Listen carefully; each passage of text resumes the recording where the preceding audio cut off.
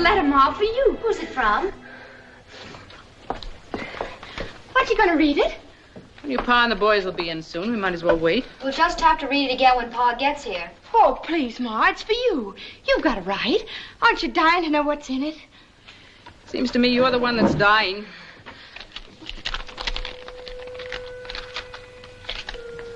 Dragonwyck, May 19th, 1844. My dear cousin Abigail. Nicholas Van Ryn. Who's that? Shh, Tibby. Read the letter, Ma. Though we have never met, we are related, as you doubtless know, through our mutual grandmother, Anna Chigansavant. My wife and I have decided to invite one of your daughters into our home for an extended visit. We shall naturally be able to offer her many advantages which she could not hope to enjoy in her present station. In return, if she pleases, she may serve as a companion to our 8-year-old child, Katrine. Upon inquiry, I have been gratified to find that you and your husband enjoy the honor and respect of your little community. Be so good as to let me know at your earliest convenience which of your daughters you select, and I will make all suitable arrangements for her journey to Dragonwyck. Respectfully yours, Nicholas Van Ryn. Golly. Is he really your cousin? Now, don't go imagining yourselves a couple of lost duchesses. There's not a drop of Van Ryn blood in any of us. It doesn't make any difference to me, I'm sure. But you had the same grandmother. She was... Let me see. My grandfather was her second husband. Her first one died. His name was Van Ryn. Nicholas must be his grandson. He's a patroon. A patroon, Cousin Nicholas? What's a patroon? That's what they call the owners of those enormous land grants on the Hudson River. They're the descendants of the original Dutch patroons. And they're terribly rich and elegant. He must be very important. I remember reading 3 or 4 years ago about his visiting President Van Buren at the White House. But you haven't said yet, Ma, whether I could go. The subject hadn't come up yet that I know of. I think it unlikely that your pa will approve. He's more likely to if you do. And if we do decide to let one of you go, why not Tibby? Me? She wouldn't want to go. Would you, Tibby? I'm sure there isn't anything I want that I can't find right here. I'm not anxious to leave my home. That's not fair. You know I love you and Pa, all of you, in my home. It's just that, well, I try to be like everyone else and want what I'm supposed to want. But then I start thinking about people I've never known and places I've never been. Maybe if the letter hadn't come, I don't know. I must be loony. I was killing a hen for supper. You scour the drain board. No use mooning over it. Your pa'll do whatever he and the Lord think best. There's one thing you can be sure of. They'll both feel the same way about it. This day, O Lord, there has come to me a matter of some slight perplexity. Deliver us, we pray, from hankering after flesh pots, and deliver us from vanity and false pride. However thy will be done. Keep and preserve us through the night. Amen. Out, boys, get. Tom? Yes, Pa? You water the stock and look to Whiteface. She's freshening. Yes, Pa. Tibby, is Obadiah Brown likely to come mooning around again tonight? Oh, Pa, I'm sure I have no notion of his plans. Well, if he does turn up, be sure and sit on the steps where your ma can keep an eye on you. Although I must say that Ob is a steady lad, and you, praise be, are not the flighty kind. Thank you, Pa. Now, about this letter, I'd see no reason even to discuss it if it wasn't that your ma acts like it was important. It is important, Ephraim. It might be a good thing for Randy to live for a while in a great house and learn something of the world outside this farm. I'd so like to go, Pa. Your opinion is of no consequence whatever, miss. You haven't the sense of a tomtit. You're past 18 pretty enough, and time you got settled down with a man. I don't know what's the matter with you. As for this fine relation of yours, I'd like to know what right he's got to be making inquiries about us. He doesn't mean it that way, I'm sure. Perhaps the gentry have different ways of saying things. Since when do we have gentry in this country where all men are free and equal? A Yankee farmer is as good and maybe a little better than any Dutchman on the Hudson River. We'll say no more about it. Oh, Pa, listen, please. I have a feeling that the letter was kind of a sign. I think the Lord wants me to go. You know what you're saying? During worship tonight, I had a leading. Truly, I did. At least put it to the test, Pa, please, and see what happens. Are you speaking the truth? Search your heart. Very well.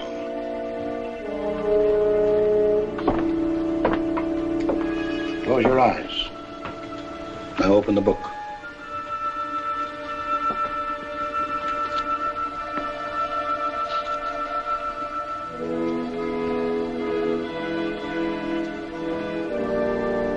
And Abraham rose up early in the morning and took bread and a bottle of water and gave it unto Hagar, putting it on her shoulder and the child, and sent her away.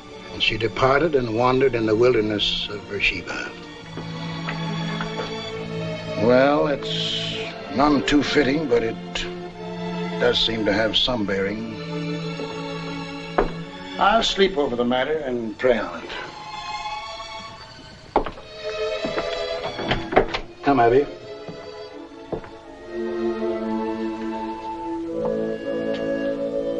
You know, this is the first time I've ever known the Lord to go back on your pa.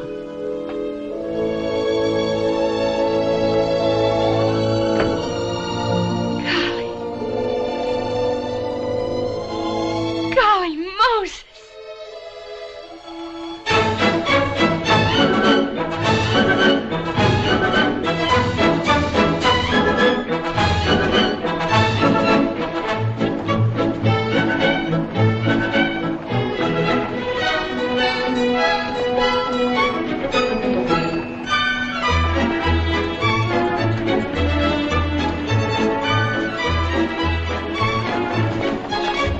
Says in his letter for us to meet him at the Astor House, and this is it.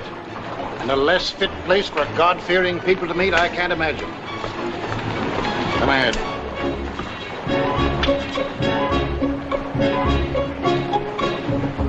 And, what can I do for you, my good man? Are you the tavern keeper? This is not a tavern, and I am not a keeper, my good man. And I am not your good man. We were to meet a Mr. Nicholas Van Ryn. Perhaps you can tell Mr. us... Nicholas Van Ryn? But of course. You must be Mr. and Miss Wells. 1,000 pardons. How stupid of me not to have known it once.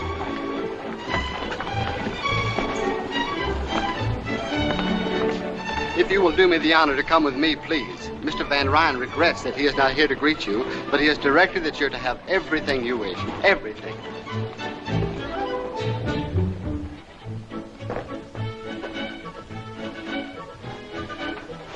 What's all this?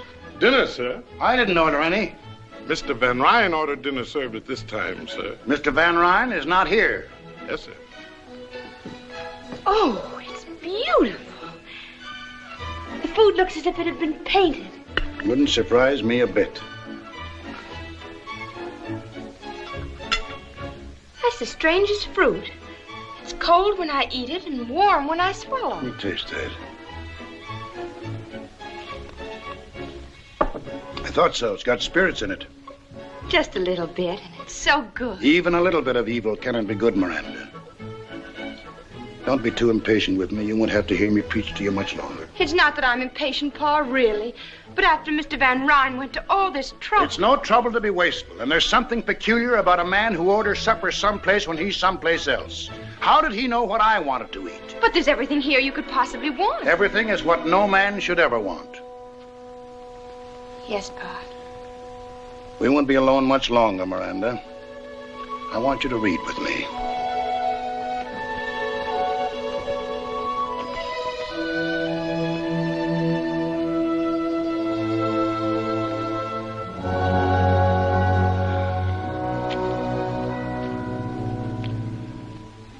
I will sing of mercy and judgment. Unto thee, O Lord, will I sing. I will walk within my house with a perfect heart. I will set no wicked thing before mine eyes. I hate the work of them that turn aside. It shall not cleave to me. A froward heart shall depart from me. I will not know a wicked person. More coffee, Cousin Miranda? No, thank you. You, sir? No, thanks. The music is very nice. I understand they've opened the dining terrace for public dancing. It would be fun to watch. I don't know what made me think you'd be a much older man, Mr. Van Ryan. You've mentioned my age several times now, sir. Does it affect your confidence in me? Alexander the Great, when he was younger than I, had conquered most of the world. Maybe if he'd been a little older, he'd have conquered all of it, or maybe he'd have had the good sense not to try in the first place. Aristotle was his teacher, Mr. Wells, but I'm sure he put things less clearly than you. Tell me, young man, what are your politics? My politics? Since Van Buren is a New Yorker, I imagine you folks up along the Hudson are mostly for him. Martin's an old friend and neighbor of mine. Naturally, if he's nominated, my farmers will vote for him. What do you mean, your farmers? The tenant farmers on my land. There are nearly 200 of them. Never heard of tenant farmers. Don't they own their own land? No, it belongs to me. It belonged to my father and his father, back to the first patroon who took title in 1630. I permit the farmers to work my land, and they in return pay me a yearly tribute and a share of their produce. But they can buy the land they've been working if they want to. No, Why not? because it belongs to me. As a farmer, I'd rather own 1/2 acre of barren rock, free and clear, than work the richest land in the world for someone else. I dare say we don't understand each other's viewpoint. I dare say. Cousin Nicholas, is that the new waltz dance they're dancing down there? It sounds very much like one. It doesn't look improper at all. Do you dance the waltz? Miranda, Yes, Cousin Miranda, I dance the waltz, but never in a public place. Oh. our politics may not jibe, young man, but I like your manners. Well, some good may come to you out of this venture after all. I'm glad you think so, sir. Now, it's time for bed. Don't forget your prayers, Miranda. No, Pa. Good night. Good night, Cousin Nicholas. Good night. Cousin Miranda, Yes? on occasion we dance the waltz at Dragonwyck. Good night.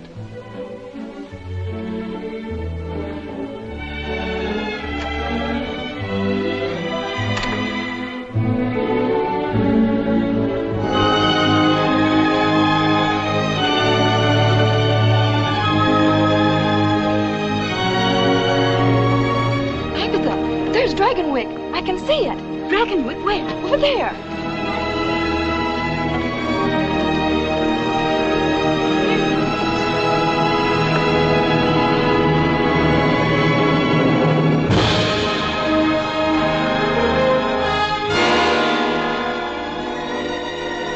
Golly Moses. Cousin Nicholas! Cousin Nicholas! I saw it. I saw Dragonwyck. What have you done with your bonnet? How can you sit there so quietly? I should think that seeing Dragonwyck would be more thrilling to you than to anyone. Nothing can be thrilling that is shared with so many other people. Did you like what you saw? I'm afraid I've run out of words. I've said beautiful so often this afternoon. Every now and then you say golly. I prefer beautiful. I'll try to remember.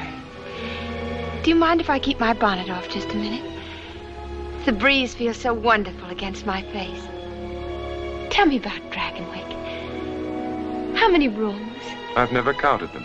And lots of servants? I've never counted them either. Golly. I mean, imagine. The breeze must feel wonderful indeed with a face as beautiful as yours against it.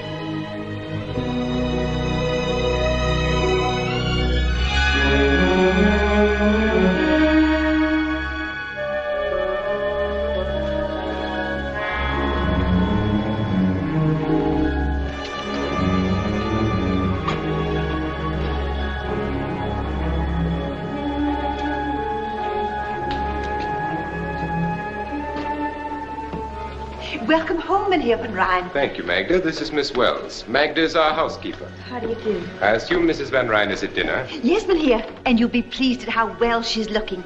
Not that Madam isn't always a picture. See that Katrine comes to the dining hall. Will you come this way, Cousin Miranda? Don't you think I'd better go to my room first? I must look hardly presentable. To my wife, promptness at meals is the highest human virtue.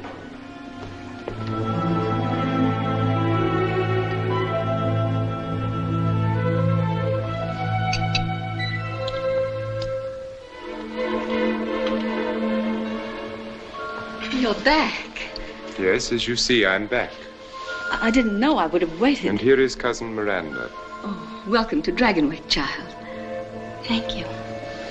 Will you sit here, Cousin Miranda? Thank you. Did you have a pleasant trip, Nicholas? Yes, very. Miss Wells has had practically nothing to eat today, Tompkins. I'd suggest you serve her at once. At once, Minia. I trust you'll be happy here. It's most kind of you to let me come. And my mother and father wish to be remembered. I'm sure they're most worthy people, and I'm sure you'll be a good girl.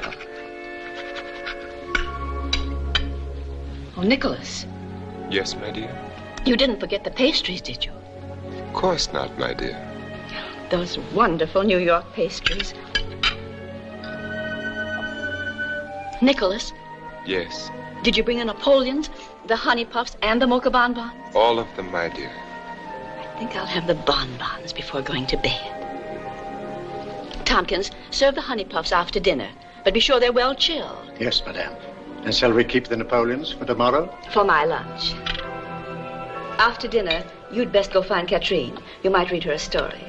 We can hardly ask our guest to occupy herself with the child tonight. She must be tired. As you say.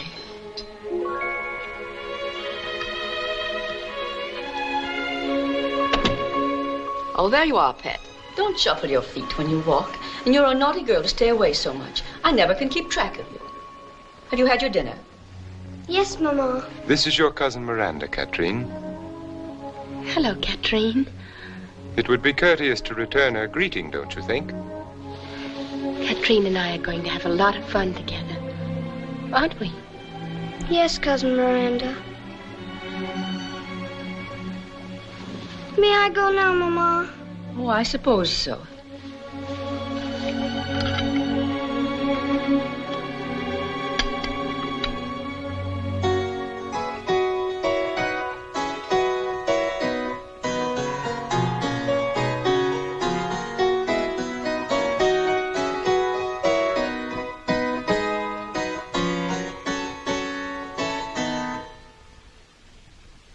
Who was she? She was my great-grandmother, Azild. Azild? That's a strange name. She looks like a frightened child. I don't know why we keep her hanging there. And that ugly old harpsichord is just an eyesore. The servants have to be driven to dust it. You think we're going to bite them? She was from New Orleans. She and my great-grandfather were married there in 1743. I guess I imagine it was one of those sudden romantic adventures. Tell me some more about them, Cousin Nicholas. Azild and your great-grandfather. Did they fall in love at first sight? No Van Ryn does anything at first sight. But she must have been happy to live here. As it turned out, it didn't matter. Soon after their son was born, she died. She brought this harpsichord with her from her home. She played it always. If you listen to the servants, they'll have you believe she still does. Fortunately, we don't listen to servants or to their superstitions. Oh, no, of course not. Isn't it rather late, Nicholas? Perhaps we should... I shall stay up for a while, but if you wish to retire, my dear. Yes, I think I will. Well, good night, then. Good night. Good night.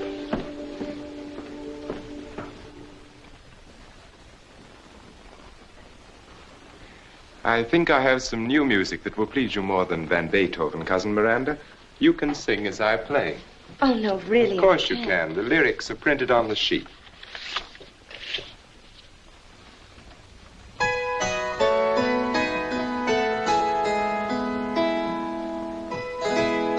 I dreamt that I dwelt in marble halls, with vassals and serfs at my side, and of all who assembled within those walls, that I was the hope and the pride. I had riches too great to count, could boast of a high ancestral name, but I also dreamt, which pleased me most, that you love me still the same. That you love me still the same. You read the words with an extraordinary understanding. I've never seen them before. Then perhaps there is someone at home whom you've promised to love still the same? Oh, no. It is getting late. I'm sure you've had an exhausting day. I shall have Magda show you to your room. Thank you. Good night, then. Good night, Cousin Nicholas. Since we are not really cousins, I can see no reason why we should continue to call ourselves so. Good night, Miranda. Good night.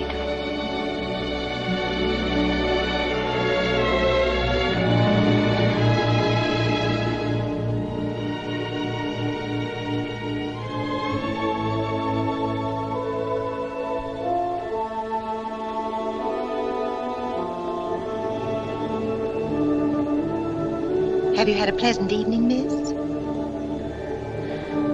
Oh, yes. This is a lovely room, isn't it?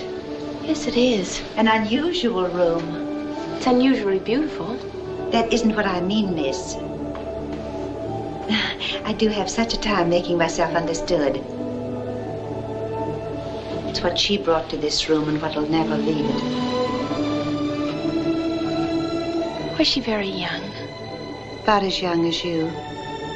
She must have been very proud to be mistress of Dragonwyck. He never loved her. He never wanted her at all. He wanted their son. He kept her from him. He forbade her to sing and play. He broke her heart and drove her...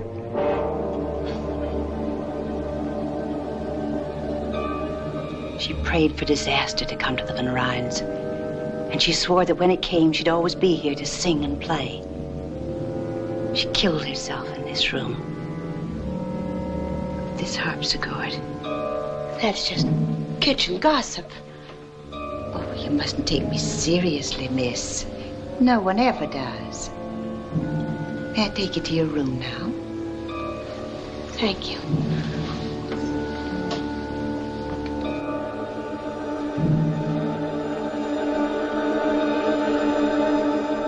Of course, I've never heard Azeel play myself. They say in the kitchen I never shall. Even when she plays, I should say if she plays. You won't either because you've got no Van Ryn blood. But he'll hear her. And Katrine.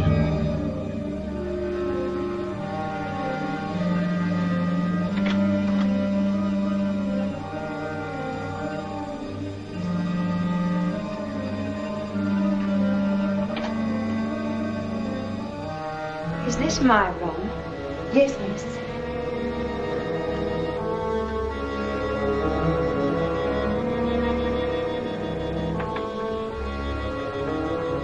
Will there be anything else you need, miss? Oh, no. Thank you. Well, good night, then. Good night, Magda. Miss Wells, why have you come here?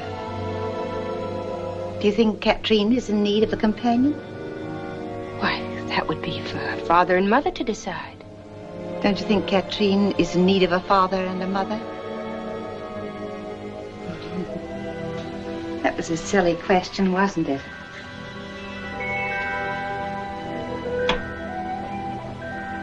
You like it here? Of course I do. Of course you do. You like being waited on. I could see tonight it was the first time. You like peaches out of season. You like the feel of silk sheets against your young body. And one day you will wish with all your heart you'd never come to Dragonwyck.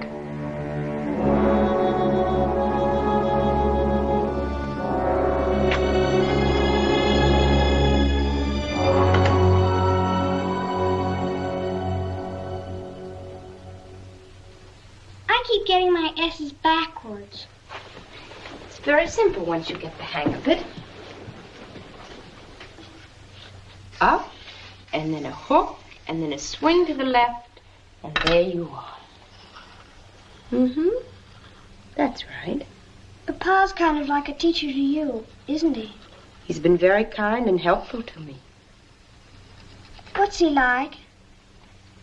Your father? Yes. Is he nice? But of course he is. Don't you think so? Does he like me? Katrine, what a strange thing to say. Your father and mother both love you very much. Did they tell you that? Why, it's understood. They love you just the way you love them. But I don't love them.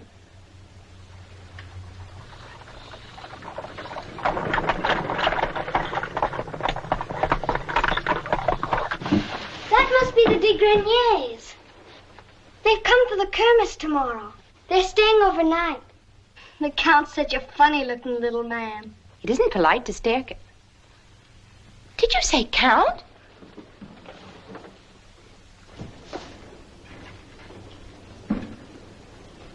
So that's what a Count looks like. So do barons and dukes. Tomorrow the house will be packed with them. Papa always has a 4th of July ball for the river families after the farmers have their Kermesse. Ball. You'll have a wonderful time. And you can wear the ball dress Papa had sent from New York. But I won't know anyone to talk to or to dance with. Oh, everyone will want to dance with you, Miranda. Golly, I hope so.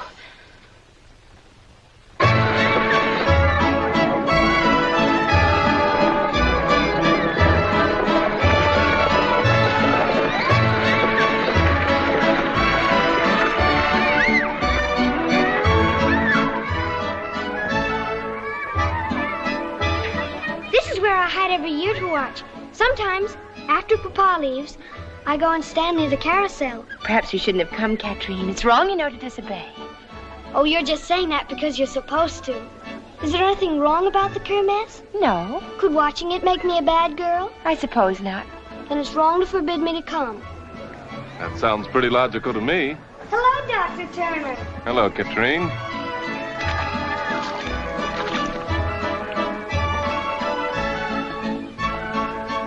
Oh, this is Miranda. Wells. How do you do, Miss Wells? How do you do? Papa sent for her all the way from Connecticut to be my companion. She's a kind of a very distant cousin, but she's nice. I had no idea that the Van Ryns ever honored Connecticut. We're not really cousins, but Mr. Van Ryn was kind enough to invite me to Dragonwyck. Whereabouts in Connecticut? Near Greenwich.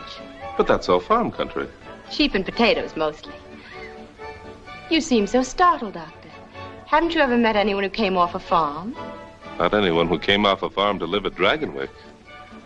It seems like an odd place for you girls to watch the Kermesse. You'd have much more fun over there.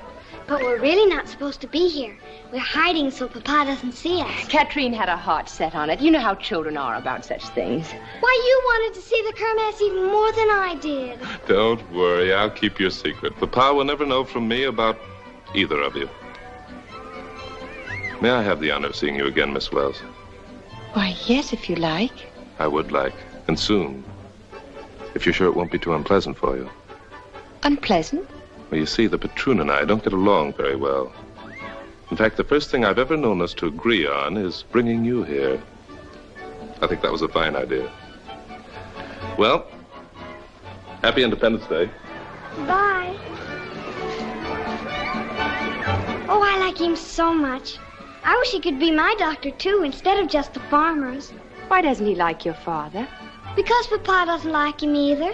Why not? Papa never says why not. Oh, here they come!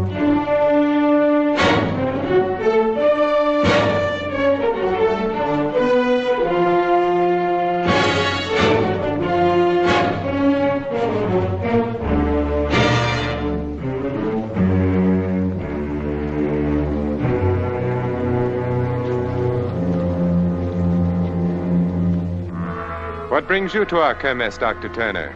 Are you expecting an epidemic of minor injuries? You never can tell, Mr. Van Ryn.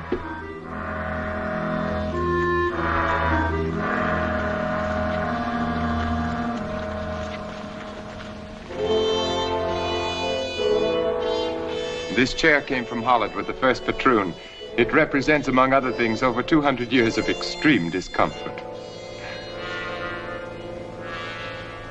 The patroon is ready.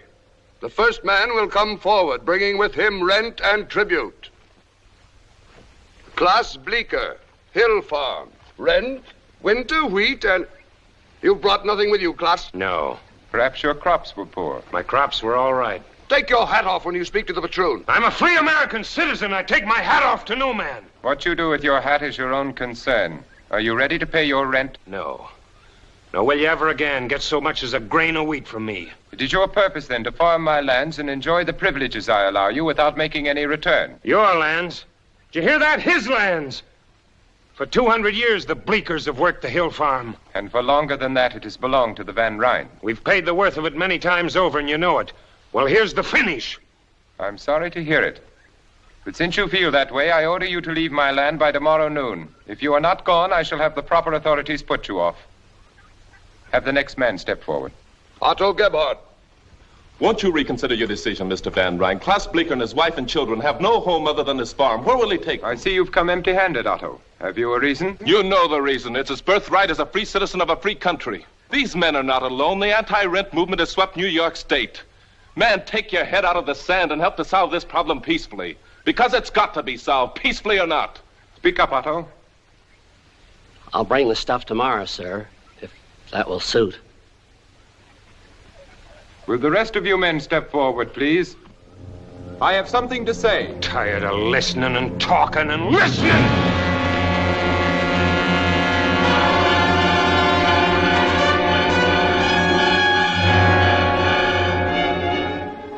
Klaas just lost his head, that's all.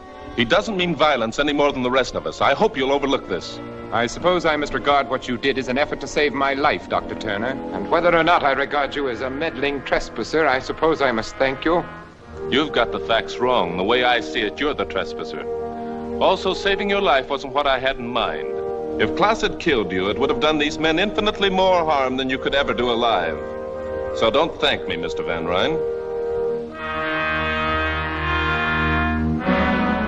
I shall say a few words about what has just happened, and they will be my last. Dr. Turner's efforts to incite anti-rent rebellion in our local district have been well known to me for many months now. Just what is it he wants you to want so passionately? It has an assortment of highly romantic names, the rights of man, life, liberty, the pursuit of happiness, and such. And all those will be yours with the titles to a few acres of soil. Believe me, my welfare does not depend upon you. Rather, you depend upon it. But my rents and tributes and my responsibilities are hereditary, the symbols of a way of life to which I have been born and in which I shall continue to live. I shall never relinquish my position.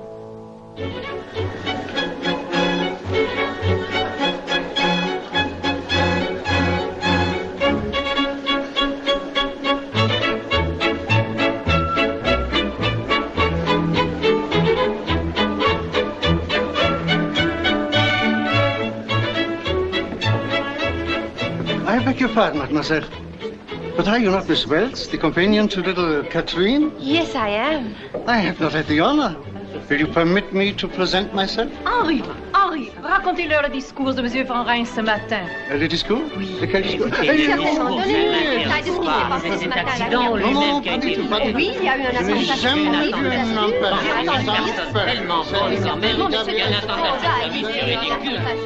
I imagine that ever so many parties are being planned for you and dear Harmon. Oh, yes. The Derwents are giving a soiree for us next month. Everyone will be there, simply everyone. Good evening. Good evening. May I sit with you? We'd be charmed. My name is Miranda Wells. I am Cornelia Van Borden. My sister Elizabeth Van Borden, Miss Helena Vanderhyde. How do you do? We were just discussing dear Cornelia's wedding to Harmon Van Brock. Do you know Mynheer Van Brock, Miss Van... Wells? No, I'm afraid I don't. You see, I don't know anyone here. Really? Where are you from? Connecticut. Connecticut? That's in the west, isn't it? Why, no, it's right next to New York State. My sister means that it's across the river. Which river? The Hudson, of course. You see, Miss Van Wells. Just Wells. There are other rivers, you know. Do you know a city in Connecticut called Greenwich? Oh, yes, very well. I live there. It's also called Horseneck. Horseneck? What an incredible name. It seems ever so much more polite to say Greenwich. Well, it's mostly the farmers that keep calling it Horseneck. Tell me, Miss Van Wells, just plain Wells, how is dear Victoria Schermerhorn? Victoria Schermerhorn? You know Victoria Schermerhorn, of course. I know of Victoria Schermerhorn, but I'm afraid I've never met Victoria Schermerhorn. But you live in Greenwich. Well, you see, I don't live in Greenwich. My father owns a little farm just outside. Your father is a farmer. Who is his patroon? There aren't any patroons in Connecticut. Why not? Because there just aren't any. I think that's very odd. I don't. I think my father would rather own half an acre of barren rock in his own name than work the richest land in the world for somebody else. You're raising your voice, Miss Van Wells. It's just plain Wells. And I'll raise my voice if I like. What makes you think you're so much better than I am? We never said we were. The thought seems to have originated with you. And what's more, I never even heard of Victoria Schermerhorn.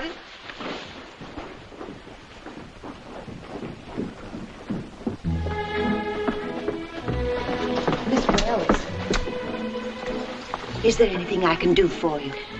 No, thank you, Magda. Of course, it's only my humble opinion, but I think you're the most beautiful lady at the ball.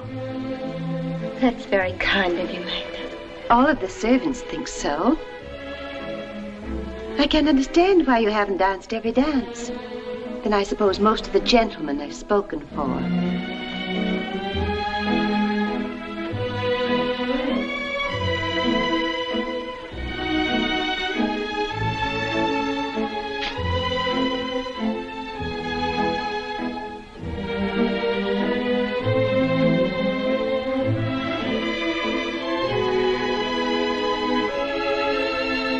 Miranda, Good evening. are you enjoying the kermesse of the upper classes? Very interesting to watch. As if I were visiting a different world. And I suppose everyone has commented on your gown and how beautiful you look. Not everyone.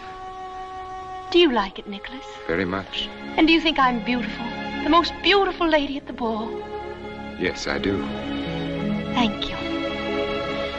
I'm very grateful. You haven't answered my question. Are you enjoying the ball? I said it was very interesting to watch. That's not an answer. Well, then, no. Why not? You know that answer as well as I. Because my name is just plain Wells, and I'm off a farm, and I don't speak French, and I don't belong. That's nonsense. Of course you do. I'm as good as any. Better. But it's the wrong river. I'm not from the top of the Hudson. I'm from the Connecticut River bottom. Oh, I've made such a fool of myself. Dance with me, Miranda. I can't go back in. It'll be all over the place by now. They'll laugh at me. I doubt that very much. But you don't know. I know that you'll be with me, and that if anyone laughs, we'll laugh. Dance with me. I'm afraid. You must never be afraid of anything with me, Miranda.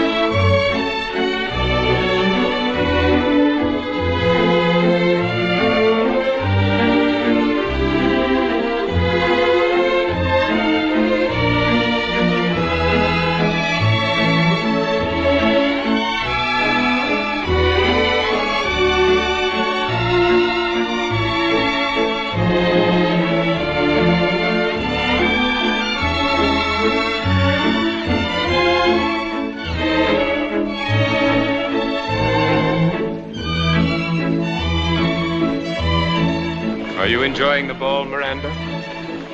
Well, aren't you going to answer my question? I can only think of one thing to say, and you won't like it. Say it anyway. Golly Moses.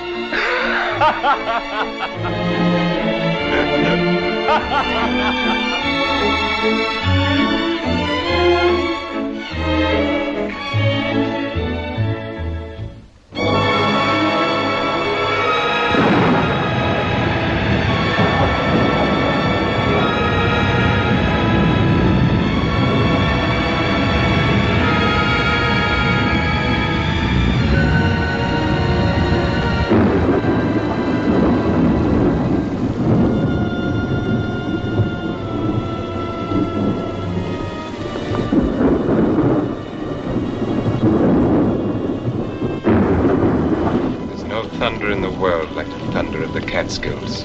The lightning seems to set the mountains on fire and they roar back. That's all very romantic, I'm sure, but it doesn't help my cold. It's never been this bad. It seems no different from your usual winter attack. But we've always closed the manor in the winter and gone to New York. Now I'm sick. If I must be here, why can't I even have Dr. Hamilton to look after me?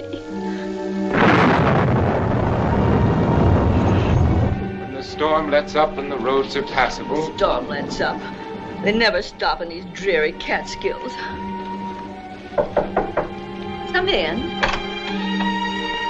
What do you want? Mynheer Van Rijn asked this be brought to you.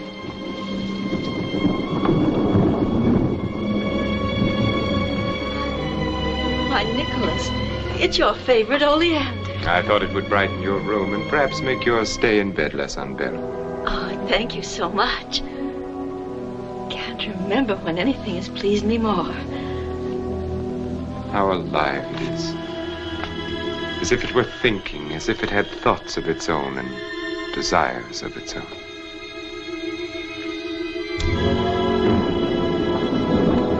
I know how greatly you treasure it, and I'm all the happier that you thought to bring it to me. And I'm happy that you're happy, my dear. Now I'm sure that you'll want to rest. Nicholas. Yes? You're going to your tower room again, aren't you? Yes, why? The servants must think it's strange that you spend so much time up there. And I find it strange that you should think about what they think. What could you possibly do up there? Possibly. Anything from pinning butterflies to hiding an insane twin brother. Actually, I read.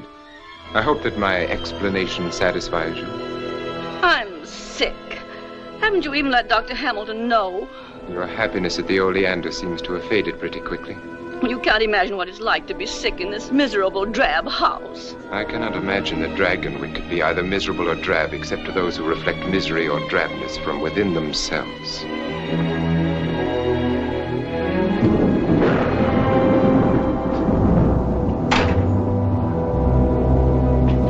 Mynheer Van Rijn. What is it, Magda? Is Dr. Turner? No one is sent for a doctor. Turner, what does he want? He's come to see you. He says it's most urgent. My regrets to Dr. Turner. I am engaged and cannot be disturbed. Yes, Mynheer. Never mind.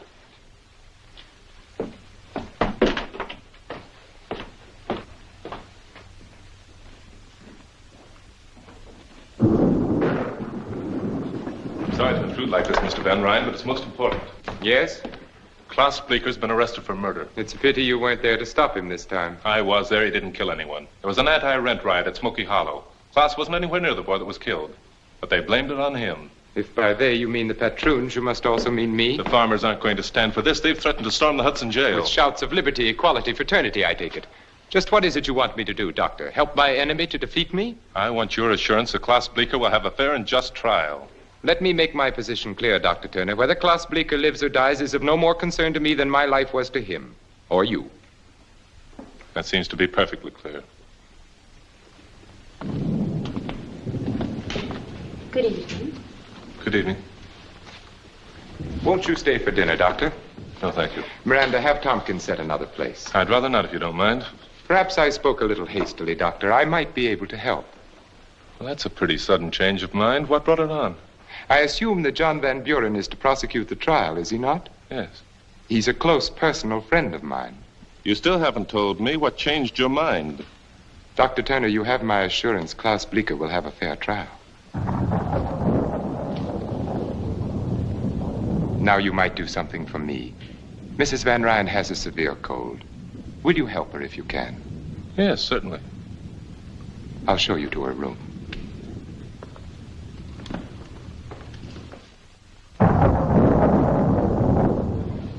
to take a bit of scraped onion and sugar for that cough, and these drops as directed. You'll be fine in a few days. A few days? Dr. Hamilton always kept me in bed for at least 2 weeks. He's probably right, but with most of my patients, it's all I can do to keep them in bed while I examine them. A lighter diet might help. Soup, tea, boiled eggs, less cake. That's nonsense. It's common knowledge that one should stuff a cold. I'll eat all I please. Well, you get well faster without it, but you get well anyway. What a beautiful oleander. I'm relieved to know you find so little cause for alarm, Doctor. It's just a head cold. Do you think you could find your way down alone? If you and Miranda will wait dinner for me, I'll visit a while longer with Mrs. Van Ryn. Yes, of course. Good night.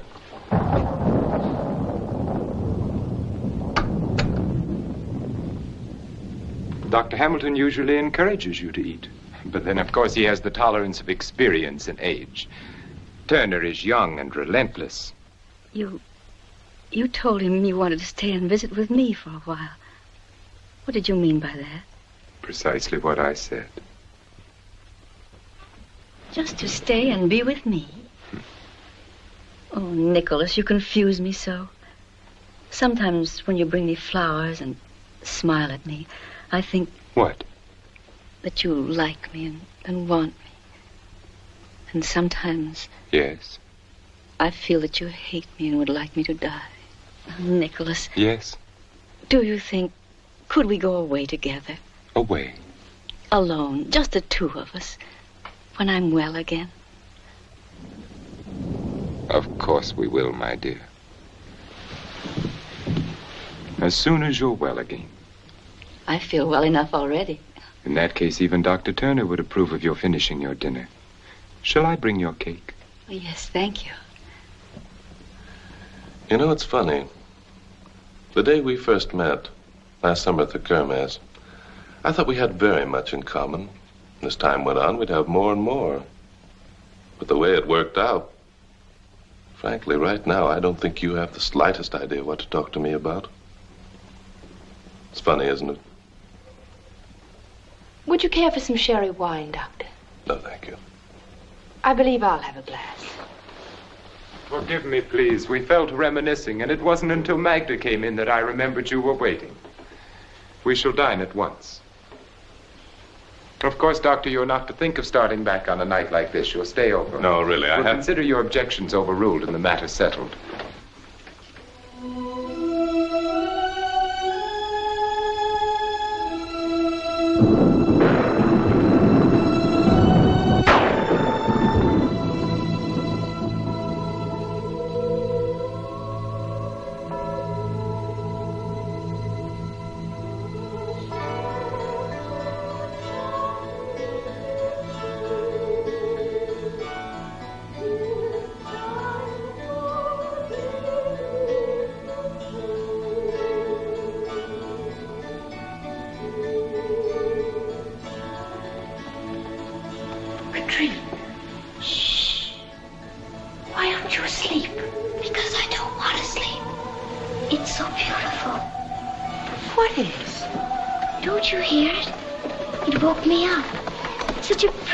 From down there.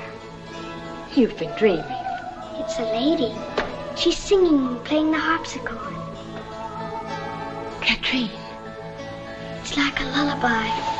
But it must be funny, because every now and then she laughs. There, she's laughing now. Don't you hear it? It's getting louder and louder. Oh, I don't like it now. Make her stop. I'm afraid. I'm afraid. Make her stop. Darling, it's no one. Really, it isn't. You must believe me. It's... Well, I can remember when I was a little girl. I used to imagine things so hard that I thought they were real.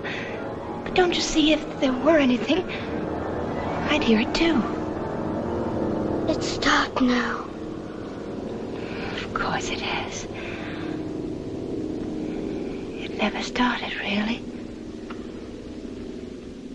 Oh, I'm so tired. What is it? It's Mrs. Van Ryn. She's very sick.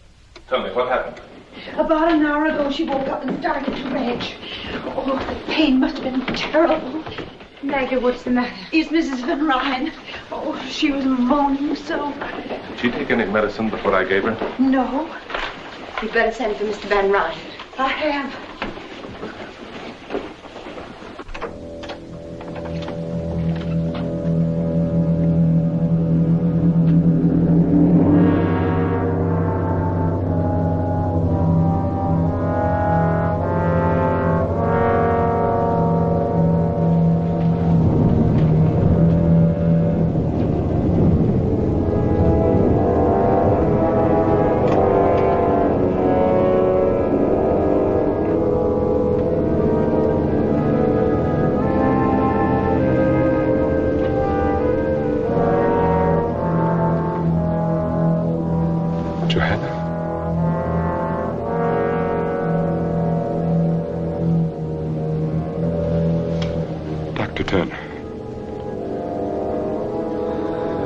Understand it. It doesn't make sense. Are you sure she took nothing but those drops I left? Not while I was with her, sir. Except for Magda, no one was with her but me. I gave her some cake. Acute gastritis. It's possible, but I don't believe it. Is it also possible that she may have been more ill than you imagined when you examined her, Doctor? Yes, that's always a possibility, I'm afraid.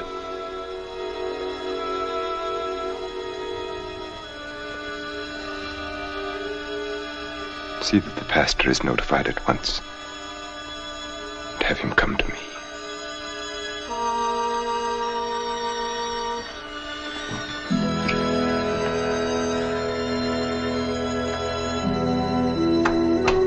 She's smiling.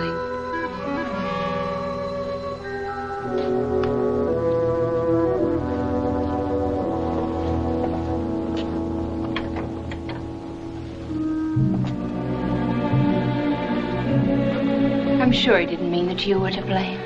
Whether he meant it or not. I don't know why she died. That's shameful, isn't it? For a doctor not to know. It's funny the way she ate. Almost passionately, as if she wanted from eating what she couldn't have. You better get some sleep. Good night. Good night.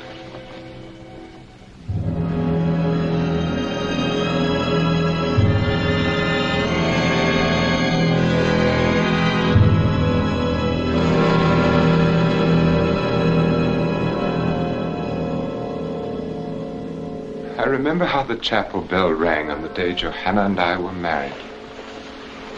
Tonight it is soft and sad, but then it was loud and ugly, and my head ached with the noise. Johanna laughed and said it was a heavenly bell that would ring for us until death. We were never happy, but our life together was tolerable until Katrine was born.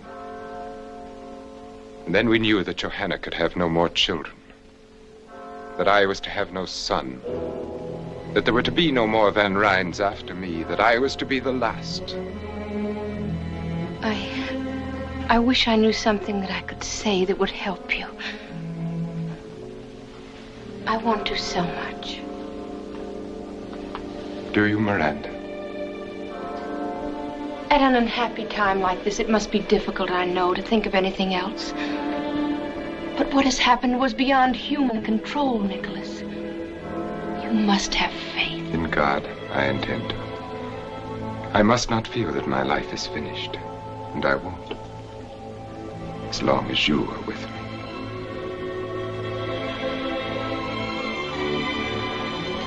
The bell has stopped now. It must be nearly dawn. Miranda, you've known as well as I that this was inevitable. That we were inevitable. I didn't know who you were, or what, or where. Out of all this world, why should I have called to you and no one else?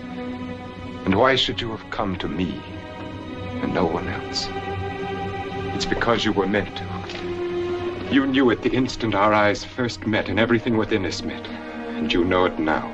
You have no right to say that, to talk like this, please. You couldn't help yourself any more than I. Am I right? Tell me that I'm wrong. Forgive me then if you can. I had no right to speak as I did, and you have every reason to be angry with me.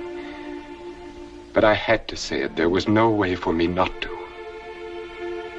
And no one but you to hear it. Good night, Miranda.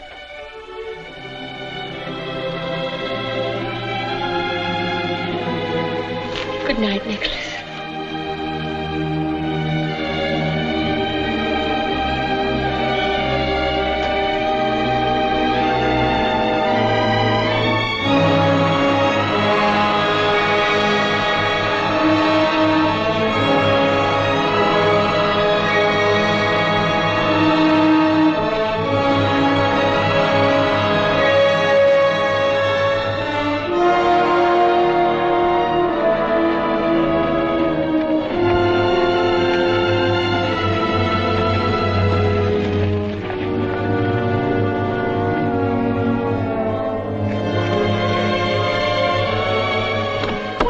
I just heard the news that you're going away. Why, Jeff Turner, I never thought you'd go to all this trouble to say goodbye. That's just it. I don't want to say goodbye to you. But, Jeff, I'm going home. Well, that isn't what I mean. I think it's fine that you're going back to your folks. What I mean is, Greenwich isn't so very far away after all, is it?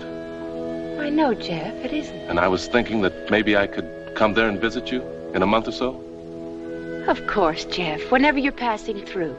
Would next week be too soon? Well, I know our relationship hasn't been exactly... Well, I've teased you mostly and sometimes made you angry, but I've always thought that in time I could show you how I really felt. And that maybe... Miranda, you understand what I'm getting at, don't you? Yes, I think I do. I'd like to think that in time... Jeff, I said in time.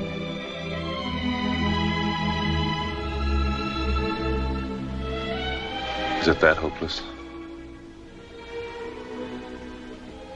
I don't know what to say.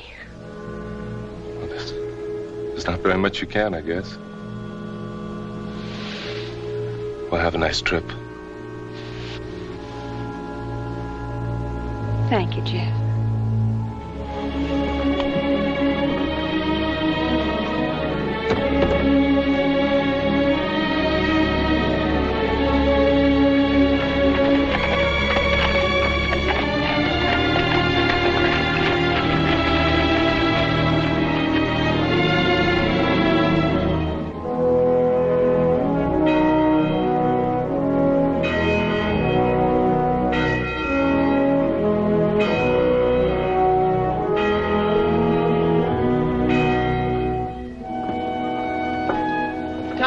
See that Nat and Seth get to the pump before they come in the house.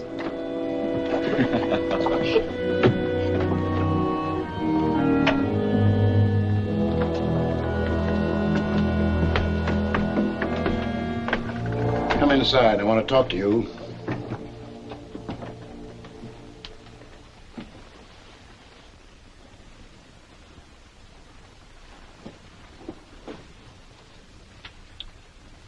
Close that door and come over here and sit down.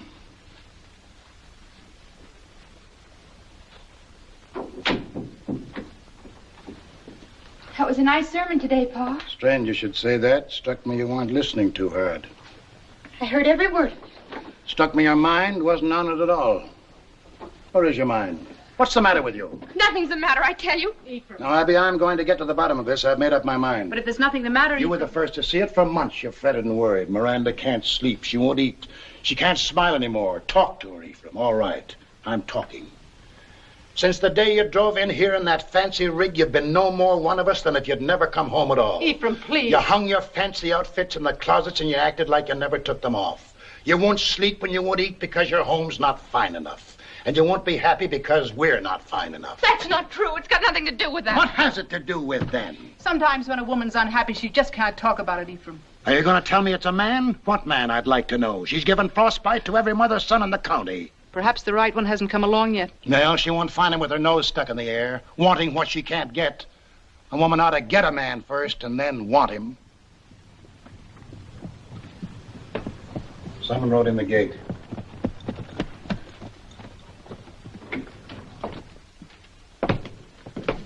Here's a message for Ephraim Wells, Esquire, from Weed's Tavern in Greenwich. Who's it from? I don't know, but I can tell you how to find out. Read it.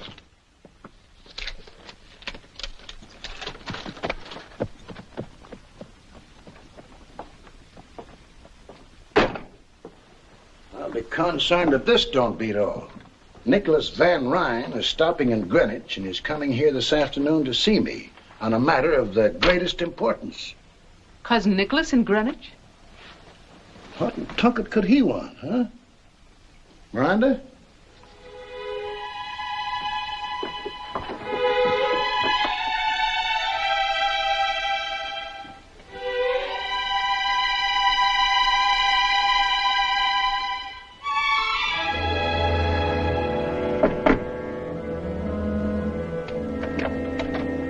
Mr. Wells, how do you do?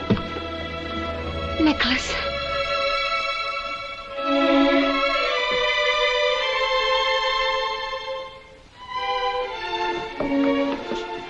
Just what is the meaning of this? May I speak with you alone, Mr. Wells? I consider your behavior exceedingly strange. On the contrary, it couldn't possibly be more conventional.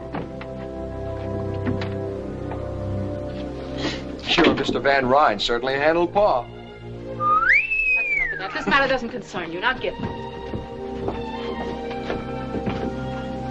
What did you think of him, Ma? I don't know. We weren't even introduced.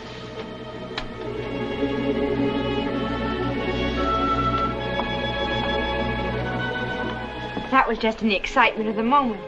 He's such a perfect gentleman. He'd never be impolite to you. I'm sure he has fine manners. He's come to ask Pa. He wants to marry me. I know. How do you know? Ever since you've been home, you've never brought his name up once. A woman's apt to be that quiet about a man she loves. Besides, you've ironed that dress every week now for 2 months. Miranda, child. Yes, Ma. You love him very much. Of course I do. Are you sure? Why do you ask that? It's just... Maybe I shouldn't have let you go. Maybe Dragonwyck should have stayed something to read about and dream about. My dreams came true, Ma. Can't you see? Ever since I was a little girl and built a castle in an apple tree. But you can't marry a dream, Miranda. What about him? Do you love him? But it's all Nicholas. Nicholas is all of it.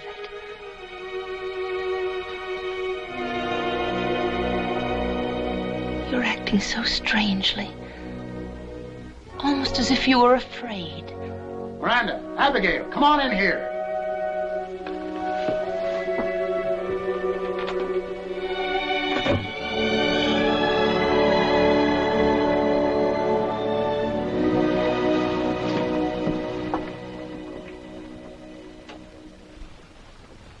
Says he wants to marry you. Says you know all about it. Yes, Pa. Have you considered that your mother and I might object? I have already pointed out to your father at some length that there are no valid objections. And I've already pointed out to you, sir, that I'll make up my own mind. What do you think, Abby? I don't think thinking has anything to do with it anymore, Ephraim. It's something that is, and we must make the best of it. I want to apologize for my rudeness when I entered your house. My only excuse is that I saw nothing and wanted to see nothing but Miranda at that moment. I can understand that, Mr. Van Ryn. You're forgiven. Thank you. I think you should know that I have already called at your parsonage and engaged the Reverend Clark to be here tomorrow afternoon at 3 o'clock. Tomorrow? It's indecent. It's too soon. I want my girl married in a church like a good Christian. I'll have no hole-and-corner wedding here. She has nothing ready, no wedding gown. For once, we will let the ceremony outshine the costume.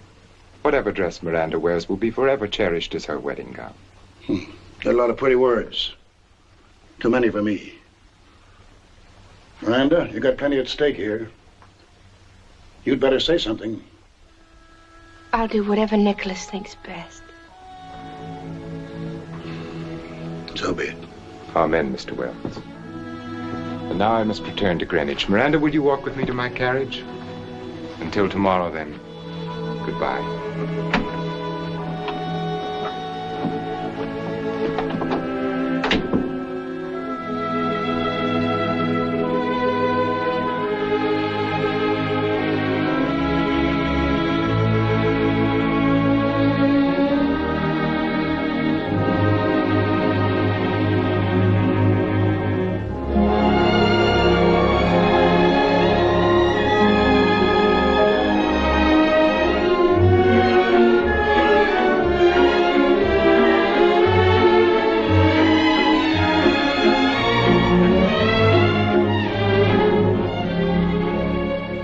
Which carriage have you sent to meet Mr. Van Ryn at the landing? The lander, madam. Have the grooms their new uniforms? Yes, madam. Here are the menus for the week. Thank you, madam. And Mrs. McNabb, I've just written Miss Katrine that we found her doll. Please be sure that it's packed carefully. I wouldn't want anything to happen to it. Certainly, madam.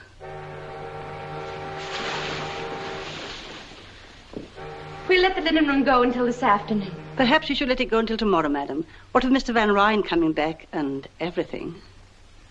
I won't overdo it. And remember, not a word to Mr. Van Ryn about everything. I want to be the one to tell him. Of course, madam.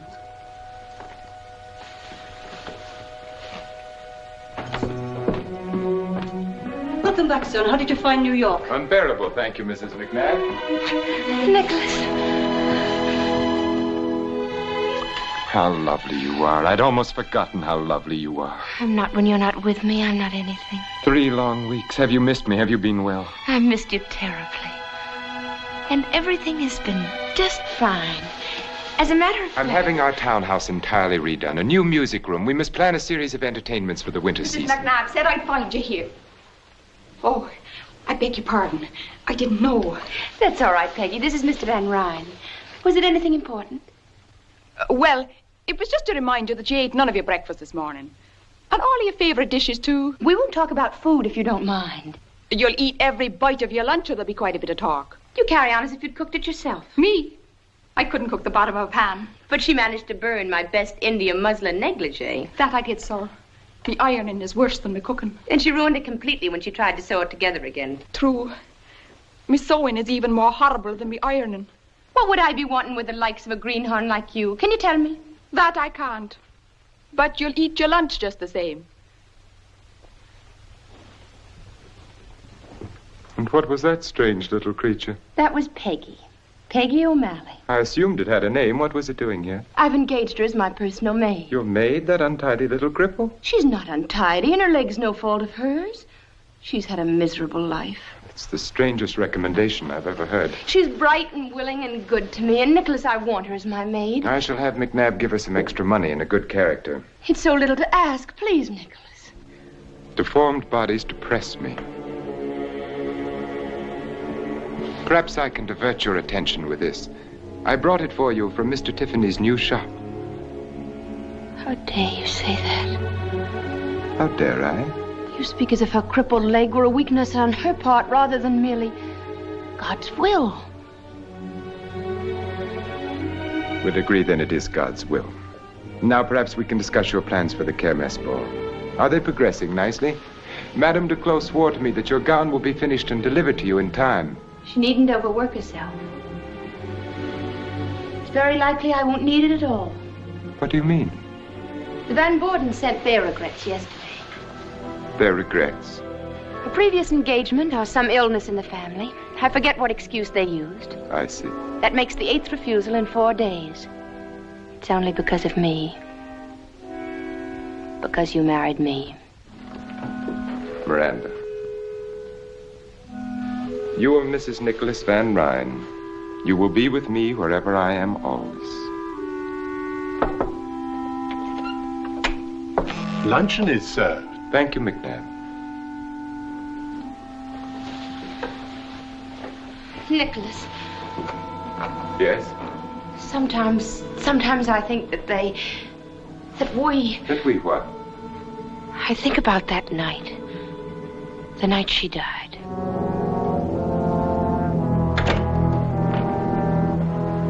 What about that night? It was so soon after. Perhaps we should have waited to decide. In the hope that our gossip-mongering neighbors would be more approving. I don't care whether they know, Nicholas. It's just that we do, and so does God. I've never heard you speak so childishly, Miranda. You might well be on your father's knee. Do you believe there is a God who spends eternity snooping on human behavior and punishing all violators of the pastor's latest sermon? That's not what I mean at all. What do you mean? Well, I believe that God has put a sense of right and wrong within all of us. And that when we do wrong, no matter if no one else knows, we do. And you've remembered that ever since your Sunday school days, haven't you? That's a good girl. Now let us enjoy our lunch. Nicholas, you do believe in God. I believe in myself, and I am answerable to myself. I will not live according to printed mottos like the directions on a medicine bottle.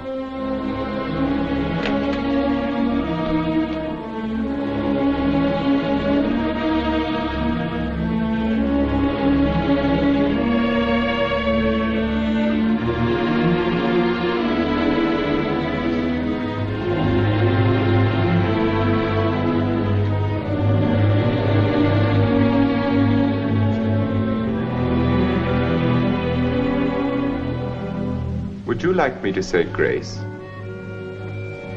That won't be necessary. Then I shall begin our salad dressing.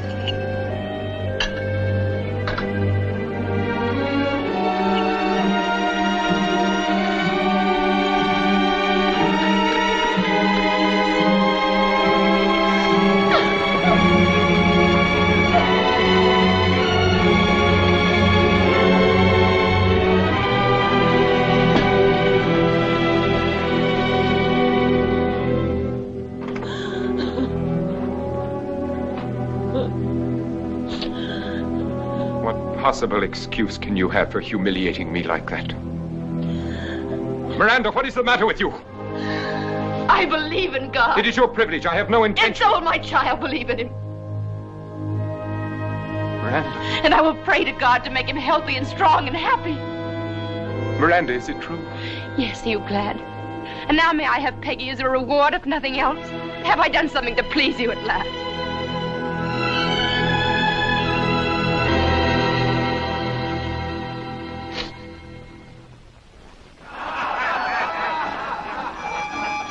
Listen to them.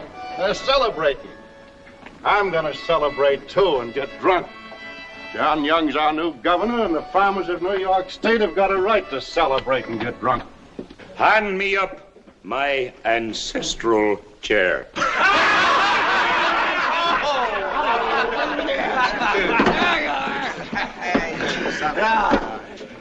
Take off your heads in the presence of the poltroon. Tom Wilson, come forward, bringing all your money and all your crops, and thank the good, kind poltroon for taking them off your hands. I don't have to know more. John Young's the governor, and the Constitution's been changed. I can buy my farm. It's the law. That's right.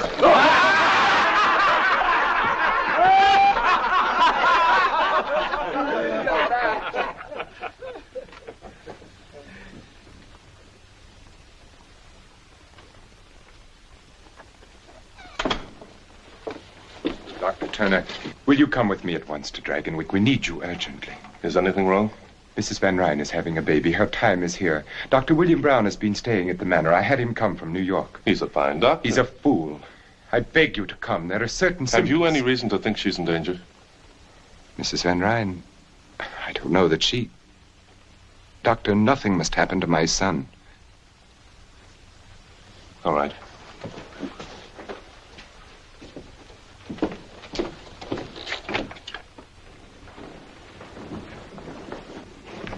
She's been took bad, and they won't let me near her. Please, let me go to her.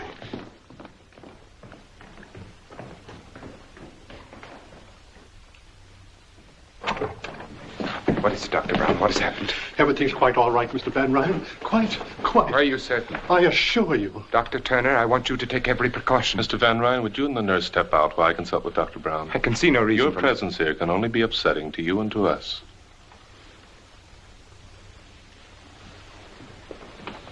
Dr. Turner, thank heaven you've come. I can't assume this responsibility alone any longer. The man's a maniac. I think he'd kill me if anything went wrong. Nonsense. My dear fellow, you just don't know. When I tried to resign from the case and return to New York, he had me locked in my room. He watches me all the time through those icy eyes of his. Sometimes I think he's mesmerizing me. Have you been giving her laudanum? Yes. As far as he is concerned, everything's quite normal. There is an irregularity in the child's heartbeat. But as you know, it's sometimes hard to catch through the stethoscope. Yes, it often is. I think I'll wait until she wakes a little before I examine her. In the meantime, Doctor, why don't you get some rest? If you'll take over for a little while, my room is just down the corridor. I will call you if you need it. And don't worry. Thank you, Doctor. Thank you.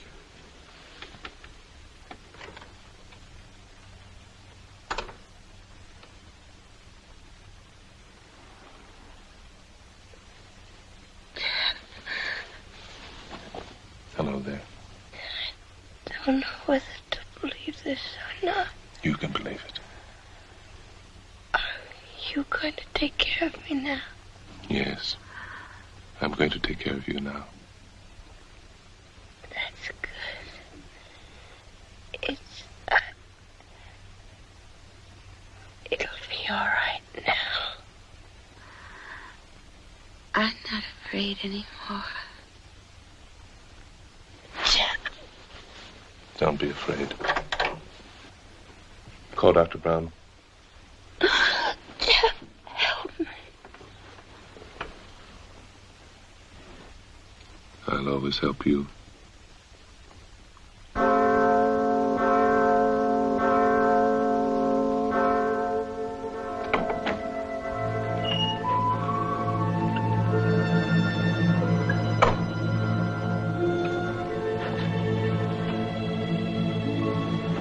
Mr. Van Ryn, there's something you must know. Your son is not well. I can't tell you how sorry I am, but at least your wife has come through beautifully, and in time there's no reason why you can't have other babies. My son is entirely well, Dr. Turner. I appreciate your services, and you will be suitably recompensed. But he can't live. His heart is malformed. It's a miracle he wasn't stillborn. It's nobody's fault. Nothing could have prevented it. It's just a tragic accident. You will find a carriage waiting to take you to your home. You just won't face facts, will you? You'll never believe anything you don't want to.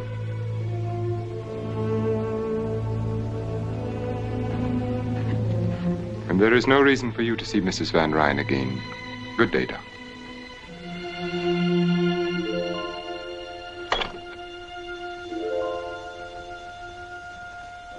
Adrian Peter Van Ryn, I baptize thee in the name of the Father, and of the Son, and of the Holy Ghost.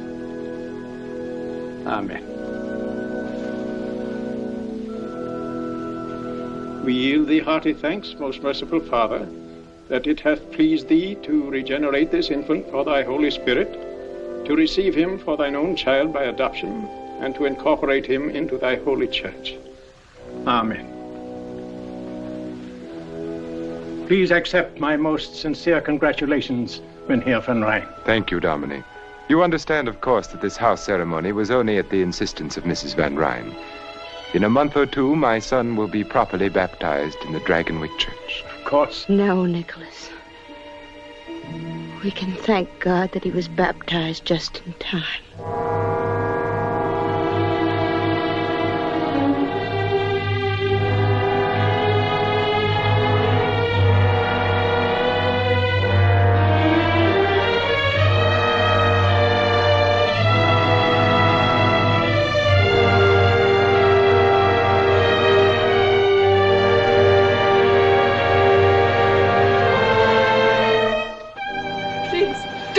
Now, please. Loathsome little cripple. Why should you have been permitted to live and not my son?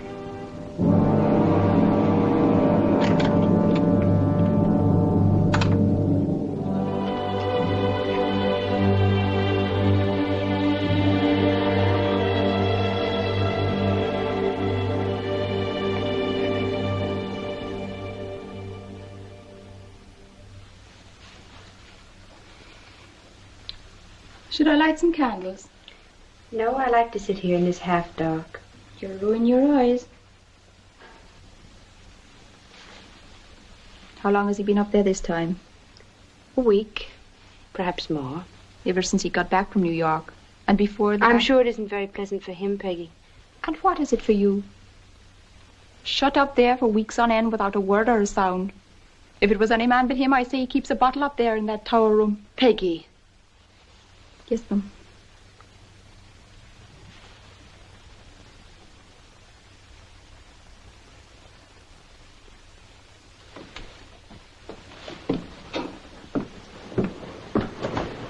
I'm going with you. Don't be silly. I'll not let you go up there alone. That's enough of that. Please don't. I'm afraid.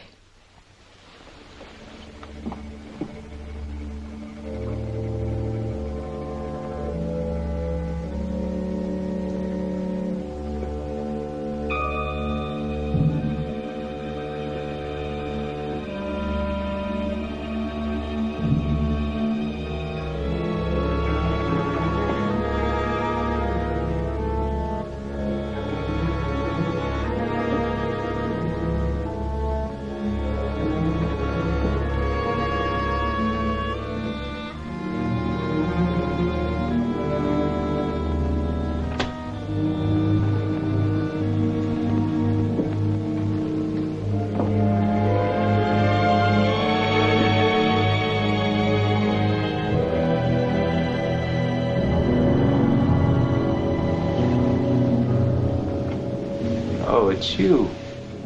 Yes, Nicholas.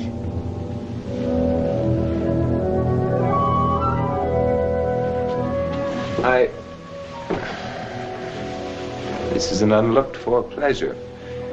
I wasn't expecting you. Frankly, I'd almost succeeded in forgetting you. Don't be frightened of me. I'm not frightened. I'm sure you're not. You have courage, Miranda. I like that about you. It must have taken a great deal to make this pilgrimage up to the mysterious tower room. I assume your twisted little friend is offering up suitable prayers for your safe return. I see no reason why they should be necessary. Tell me, are you disappointed in what you found here? I'm sure you expected velvet drapes and heathen idols, an altar for human sacrifice, at least. Nicholas, what do you do here? What do I do?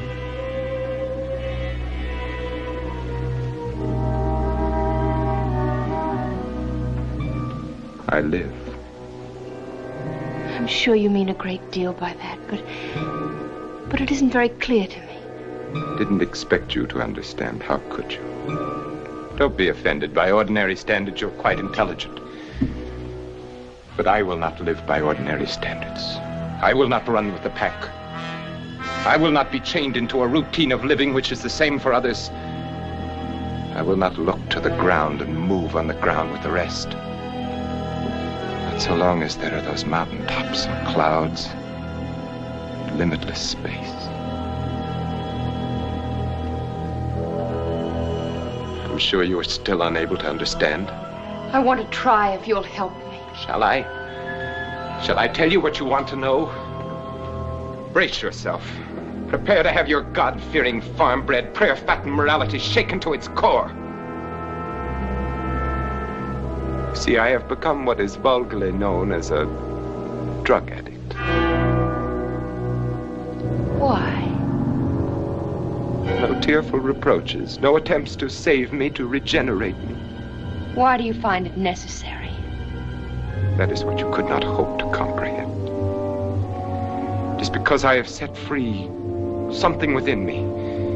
Something that ever since I can remember has been like a rock caught in my heart, in my brain, pushing at me, choking.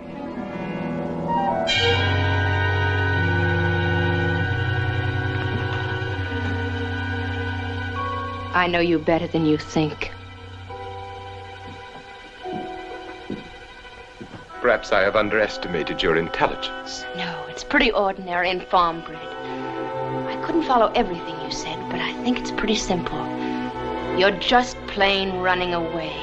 Is it as simple as that? I've seen farmers with their crops ruined and their cattle dead, and most of them just go to work. But some of them blame their troubles on God and get drunk. forget, to run away and hide. That's what you're doing, Nicholas. Whenever you've come up against something unpleasant that you couldn't change, like the rent law. Or the death of my son. Our son. Get out of here. Nicholas, let me help you. I don't need to be helped. Help me, then. Please don't shut me out like this. Let me be unhappy with you and happy again. Let me be part of you. Let me love you and love me, too.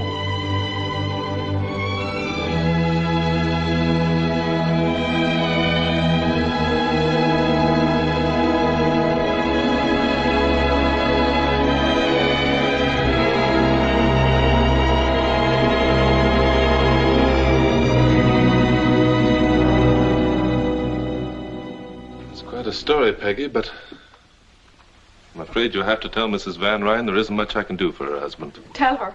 She doesn't even know I've come here. Then what? And do you suppose I'd so much as whistle to get help for him? It's her I'm afraid for, Dr. Jeff. Afraid of what? I can't say right out, but there's a blackness in that house and in him. His coming and going, the look in his eye when he watches her. You've got to come and take her away. What makes you think she'd want to go? Whether she wants to or not. I'm only a doctor. I've got no right You can't leave her there to be hurt and hurt again. Not knowing what she's done wrong or how to do right. Happy as a child because he so much as sends a plant to her room. Plant? An ugly-looking growth to my taste from Egypt or Asia. She's been taking her meals in her room. Yes, oft times. Why? Come on.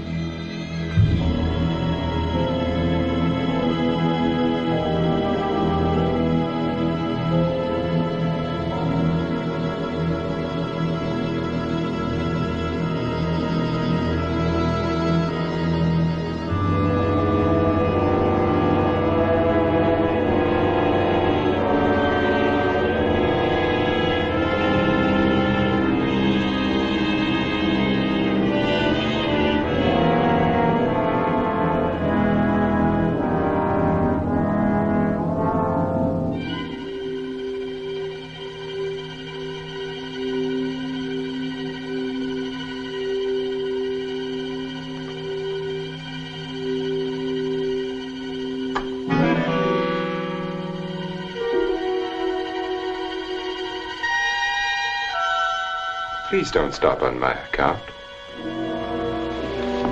Your father wouldn't have. I remember how he continued to read so doggedly.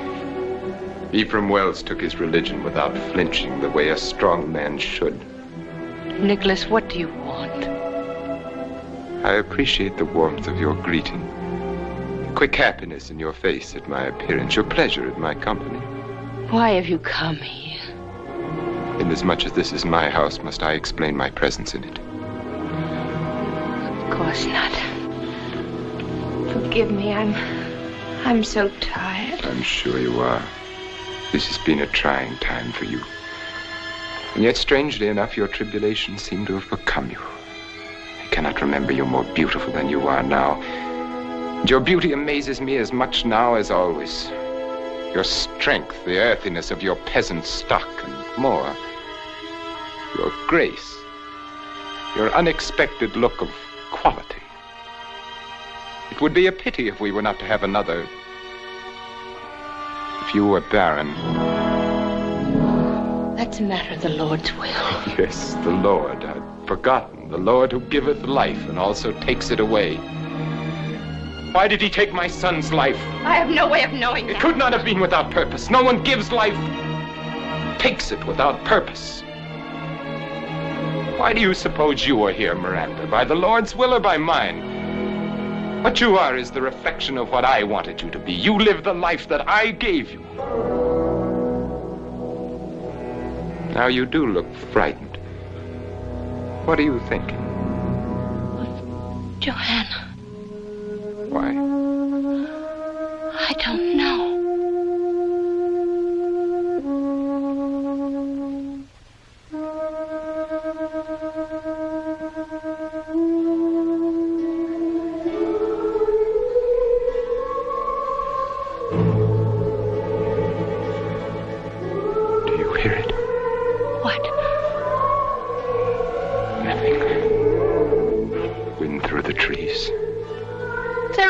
There is.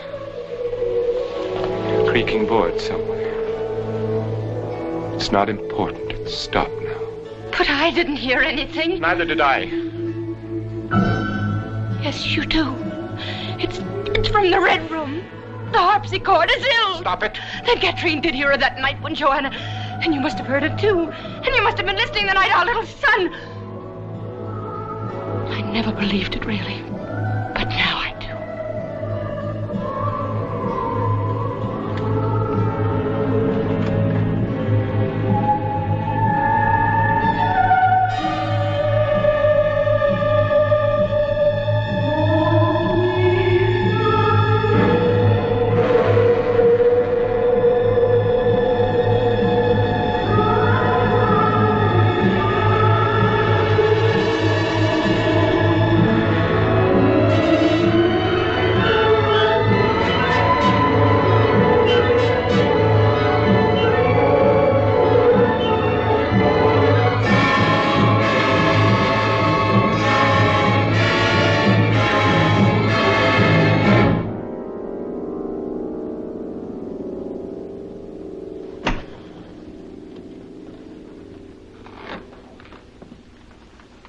I just happened to be passing by, and I thought I'd drop in.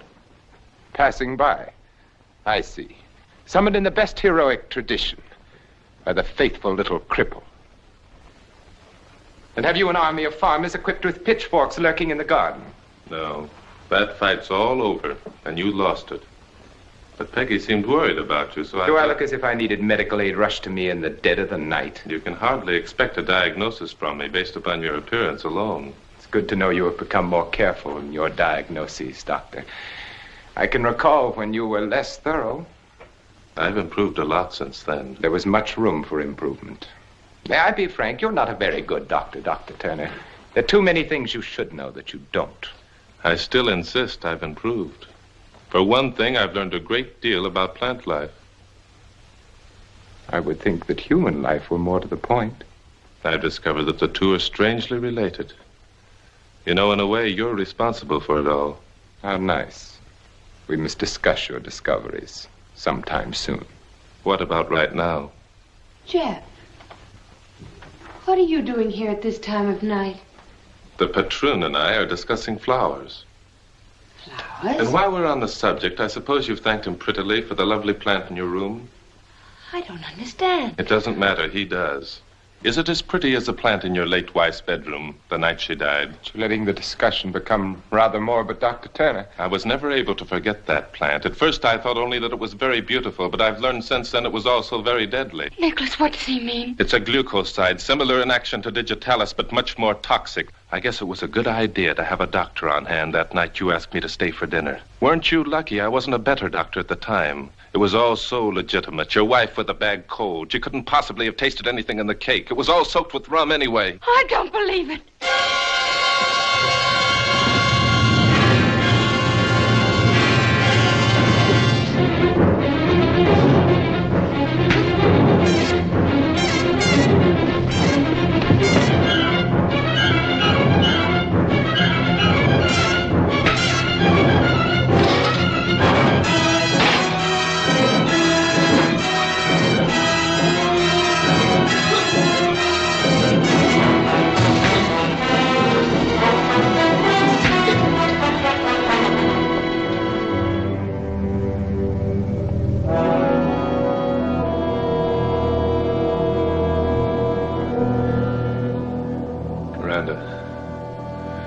Better come with us.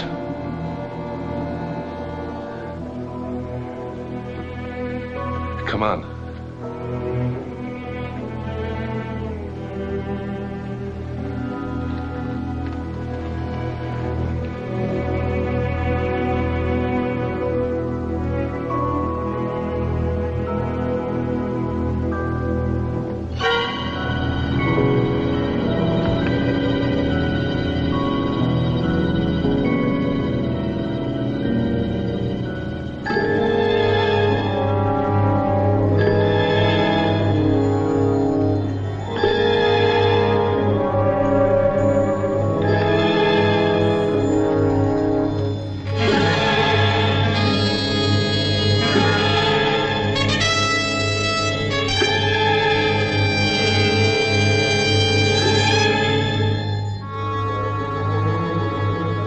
Tom Wilson, Jeb Ribbling, Gebhardt, Brown, Berger.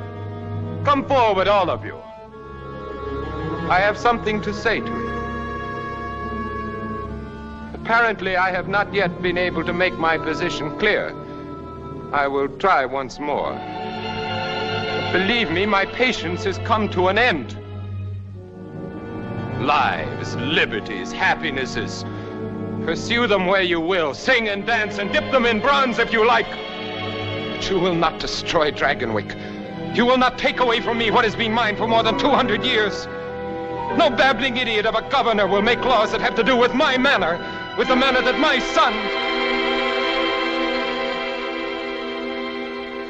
that my son will inherit.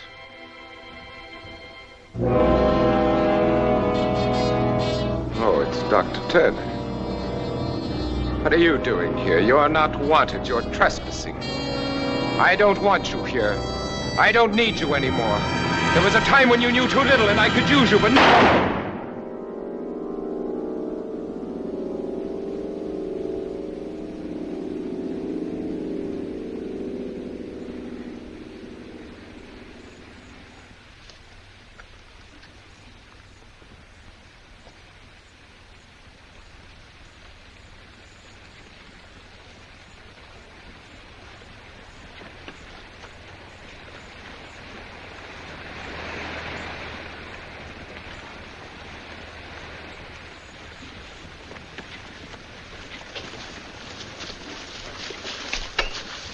If you don't mind, Mr. Van Ryn, I'd have to ask you to come along with us. Mayor Curtis, isn't it? Yes, sir. I do mind very much. I have no intention of going anywhere with anyone. This is not a request, Van Ryn. You're being ordered to come along. You're under arrest. I will not be ordered to do anything by anyone. This is my property, and you will all leave it at once. Nicholas, please, this is your only chance. My only chance? How little you know me, Miranda. Even Johanna would never have said that. Dr. Turner, you might use your influence to benefit these men for once and tell them to get out of here. How little you know me, Mr. Van Ryn, or them. You don't believe I'd shoot? Yes, I believe you. Have it your way, then.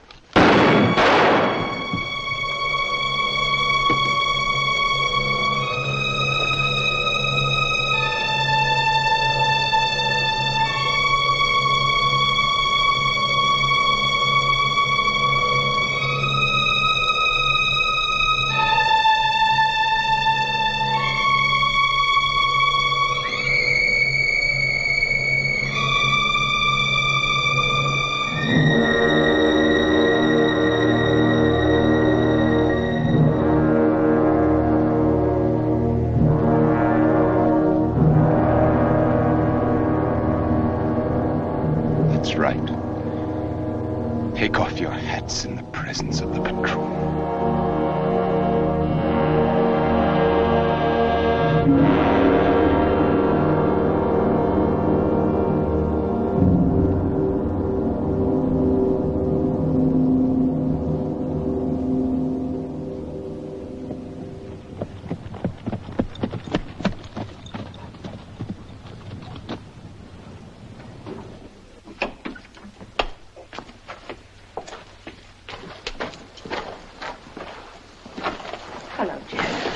I thought if you didn't mind, I'd ride alongside to the boat landing. You're welcome to ride inside. Well, thanks. I'd like nothing more, but then I'd have to ride back here and not alone. You understand? Of course I do. Goodbye, Mrs. McNabb. And thank you for everything. It'll be lonely here without you, Mrs. Van Ryn. Mrs. Van Ryn. Suddenly it sounded strange to hear you called that.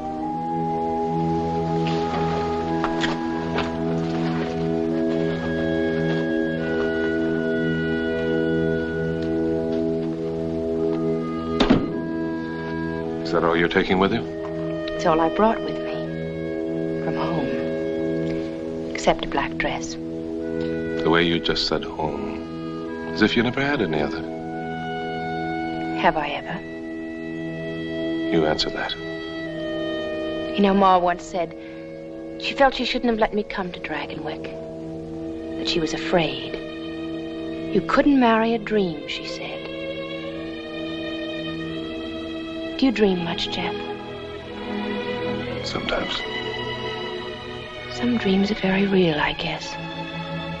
So real that they get confused with reality. And then when you wake up and look around, you find yourself saying, what am I doing here? How did I get here? What is this to do with what I am and what I want? Then I guess you make up your mind you've had a nightmare. And you go crawling to your Ma and Pa.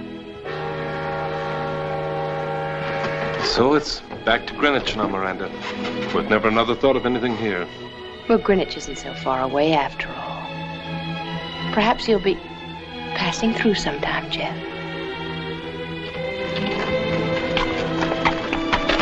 Would next week be too soon?